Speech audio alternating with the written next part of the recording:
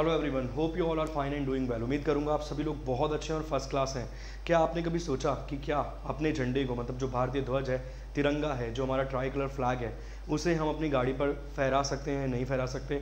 आपने बहुत बार देखा होगा कि कई सारे लोग सेलिब्रेट करने के लिए, जश्न मनाने के लिए झंडे को, ध्वज को लगा लेते हैं गाड़ी के ऊपर। क्या वो वैलिड है या अनवैलिड है? क्या उस पर कोई कानून बना हुआ है या नहीं बना हुआ है? आज इस वीडियो के माध्यम से इन सभी चीज़ों के बारे में मैं आपको जानकारी दे दूंगा। क्या झंडा जो फहराया जाएगा वो हमारी राइट तरफ होगा या लेफ़्ट तरफ होगा, और किस तरीके से, किस कपड़े से बना होगा झंडा जो फहराना अलाउड है, परमिशन है। तो चलिए स्टार्ट करते हैं इस वीडियो को। देखिए, यहाँ पर लिखा हुआ है flag code of India 2002। Bharat सरकार के द्वारा सन 2002 में एक फ्लैग कोड बनाया गया, जिसमें ये दिशा निर्देश दिए गए कि व्यक्ति यदि झंडा फहराना चाहता है तो उसके लिए क्या क्या रूल्स एंड रेगुलेशन होने चाहिए। इससे पहले केवल और केवल ये रूल्स थे कि भाई कैसे ध्वज की, मतलब किस तरीके से ध्वज की जो इंसल्ट है वो मानी जाएगी। मतलब अगर आपने ये कार्य किया है तो कहीं ना कहीं ध्वज की आपने बेइज्जती की है, इंसल्ट की है। मगर सन 2002 में भारत सरकार ने इन सभी चीज़ों को अपडेट करते हुए बताया कि अगर आप झंडा फहराना चाहते हैं तो उसके लिए क्या क्या रूल्स एंड रेगुलेशंस होने चाहिए। क्या इंडस्ट्रीज़ की बिल्डिंग्स के ऊपर, क्या आप अपने घर की बिल्डिंग्स के ऊपर झंडे को फहरा सकते हैं या नहीं?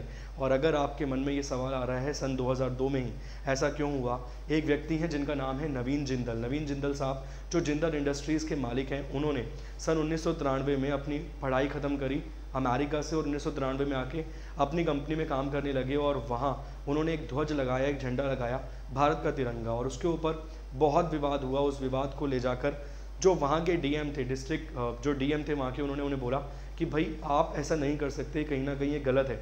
और इस बात को वो लेकर गए कोर्ट्स में, और धीरे धीरे करके मैटर सुप्रीम कोर्ट पहुँचा। सुप्रीम कोर्ट ने परमिशन देते हुए कहा कि ये वैलिड है, आप लगा सकते हो, मगर सम्मानजनक तरीके से, ठीक है। उसके बाद एक फाउंडेशन की स्टैब्लिशमेंट करवाई गई नवीन जिंदल साहब के द्वारा ही, जो भारत में जो बड़े बड़े तिरंगे हैं, आपने देखा होगा कनॉट प्लेस में एक बहुत ही बड़ा तिरंगा लगा हुआ है सीपी के अंदर। वो जो तिरंगा है वो भी कहीं ना कहीं स्टैब्लिश करवाया गया है उसी फाउंडेशन के द्वारा जो नवीन जिंदल साहब ने शुरू करी थी। चलिए और जानते हैं संपूर्ण जानकारी इसके बारे में। आपने देखा होगा कई बार लोग अपनी गाड़ियों पर झंडा लगा लेते हैं, तो वो वैध नहीं है, वो अवैध है, क्योंकि भारत में बहुत गिने चुने लोग हैं जिनको ये अधिकार दिया गया है, जैसे कि भारत के प्रधानमंत्री, भारत के राष्ट्रपति, speaker of Lok Sabha, speaker of Rajya Sabha, उपराष्ट्रपति आप गिनी लेंगे उसमें आ जाएंगे, वाइस प्रेसिडेंट जी को भी। इसके अलावा चीफ जस्टिस हो गए, जजेस हो गए, इन सब लोगों को अलाउड है। इवन एमपी एमएलएस को भी अलाउड नहीं है कि वो ध्वज अपनी गाड़ी पर लगाएं, ठीक है। अगर कोई व्यक्ति ध्वज लगा रहा है गाड़ी पर फिर भी, तो राइट साइड पर लगाना होगा। मगर जब भारत के राष्ट्रपति, एक बार राष्ट्रपति जी के साथ ऐसा इंसिडेंट हो गया, राष्ट्रपति रामनाथ कोविंद जी की जो गाड़ी है, उनकी गाड़ी के बाईं तरफ, मतलब लेफ्ट तरफ लग गया था झंडा, और कहीं ना कहीं रूल्स एंड रेगुलेशंस लोगों को पता नहीं है, इसीलिए ऐसा हो जाता है। तो आज के बाद यदि आप किसी झंडे को गाड़ी पर लगा हुआ देखें तो वो वैलिड नहीं है।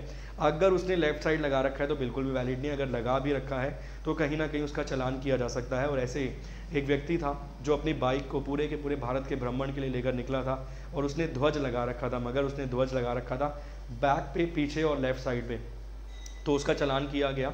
दोनों रीज़न पे चालान किया गया कि एक तो वैलिड नहीं है, आप झंडा नहीं लगा सकते, और दूसरा अगर आपने लगा भी रखा है तो लेफ्ट साइड पे नहीं, आपको कहीं ना कहीं राइट साइड पे लगाना चाहिए। इसके अलावा क्या हम अपनी घरों की छतों पे, बिल्डिंग्स पर लगा सकते हैं? बिल्कुल आप लगा सकते हैं, मगर ऐसा कहा जाता है और इवन आपको फॉलो भी करना चाहिए कि वो झंडा प्रॉपर शेप में लगा हो। उसके साथ में यदि कोई झंडा लगा है तो वो भारतीय तिरंगे से ऊंचा ना हो, उसके बराबर हो या नीचे लगा हो। इसके अलावा जो आपका झंडा बना हो वो खादी से बना हो या फिर सिल्क के कपड़े से बना हो, और उसकी जो डायमेंशन हो बिल्कुल परफेक्ट हो, जो कि पिंग्याले वेंकटे साहब ने बनाकर दिया था, ट्राई कलर झंडा। इवन उसमें जो रंग हो, जैसे आप देख सकते हैं कि ध्वज में जो रंग है अपना केसरिया रंग, सफ़ेद रंग और हरा रंग बिल्कुल बराबर डायमेंशन में दिया गया है। और जो अशोक चक्र बीच में लगा हुआ है उसमें भी 24 स्पोक्स हैं, जो 24 स्पोक्स हैं, 24 स्पोक्स हैं। ऐसा नहीं है कि 18 स्पोक्स हों, उसमें 22 स्पोक्स हों, ऐसा नहीं होना चाहिए। तो इन सब चीज़ों को मद्देनज़र रखते हुए आप झंडा लगा सकते हैं, और झंडा फटा हुआ ना हो, गला हुआ ना हो, प्रॉपर लगा हो झंडा तरीके से, तो वैलिड है। और वो मतलब शाम ढलने के बाद कहते हैं कि झंडा उतार लेना चाहिए। वो निर्भर करता है कि आप कितना सम्मान कर रहे हैं ध्वज का, राष्ट्रीय ध्वज का।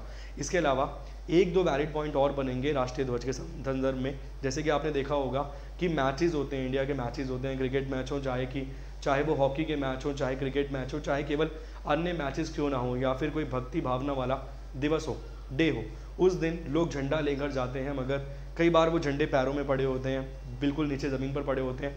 वो गलत है तरीका। इवन वो झंडा जो बनाया गया है वो प्लास्टिक का नहीं होना चाहिए। इसके लिए तो सख्त परमिशन है कि वो सब, मतलब सख्त उसके लिए स्ट्रिक्ट रूल है कि प्लास्टिक से बना हुआ झंडा नहीं होना चाहिए।